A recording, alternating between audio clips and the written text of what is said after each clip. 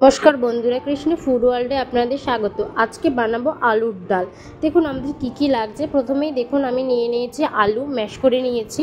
তারপরে নিয়েছি মশলা। প্রথমে নিয়েছি নুন, জিরের গুঁড়ো, হলুদ গুঁড়ো, লঙ্কা বাটা, আদা বাটা, গোটা গরম মশলা, লঙ্কার গুঁড়ো, মটরশুঁটি, গোটা জিরে ও পেঁয়াজ কুচি। সাথে নিয়েছি 50 গ্রাম পনির ও 4 কোয়া রসুন। দেখুন প্রথমেই আমি একটা পাত্রে জল বসিয়ে দিয়েছিলাম, তার মধ্যে জলটা ফুটে গেছে। এবার আমি দিয়ে দিলাম ম্যাশ করে রাখা আলু, তারপরে দিয়ে দিলাম হলুদ আর সাথে দিয়ে দিলাম মটরশুঁটি, দিয়ে ভালো করে একটু ফুটিয়ে নেব। চলুন ওর পাশে চলে যাই। এবার কড়াইতে আমি প্রথমে কিছুটা তেল দিয়ে দেব। তেল দেওয়ার পরে দুটো শুকনো লঙ্কা, গোটা জিরে, তেজপাতা ও রসুনটা থেতো করে আমি দিয়ে দেব। তারপরে দিয়ে দেব পেঁয়াজ কুচিটা। এবার ভালো করে পেঁয়াজ কুচিটা ভাজতে হবে। পেঁয়াজটা ভাজা হয়ে গেছে, এবার দিয়ে দিলাম টমেটো কুচিটা। এটা দেওয়ার পরে দিয়ে দেবো সামান্য পরিমাণ নুন, যেন টমেটোটা তাড়াতাড়ি গলে যায়।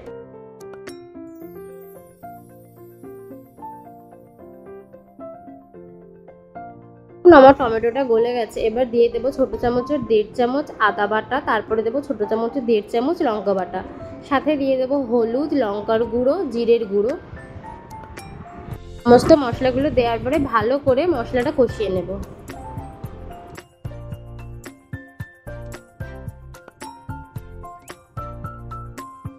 আমার মশলাটা কষানো হয়ে গেছে। এবার ছোট করে কেটে রাখা পনিরগুলো দিয়ে দেব, দিয়ে মশলার সাথে কিছুক্ষণ কষিয়ে নেব।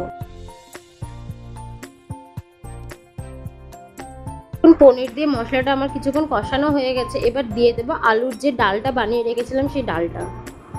এটা কিন্তু নর্মালি ডাল নয়, এটা আলু দিয়ে যে ডালটা তৈরি করেছিলাম সেই ডালটা। এবার দিয়ে দিয়েছি, দিয়ে কিছুক্ষণ ফুটে গেছে। এবার দিয়ে দেবো বড় চামচের 1 চামচ ঘি ও গরম মশলা গুঁড়ো, দিয়ে কিছুক্ষণ ফুটিয়ে নামিয়ে ফেলবো।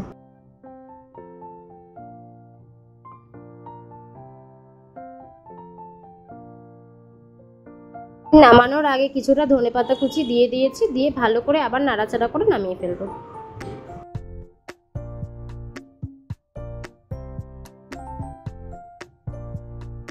আমার আলুর ডাল কমপ্লিট। এবার আমি নামিয়ে ফেলবো।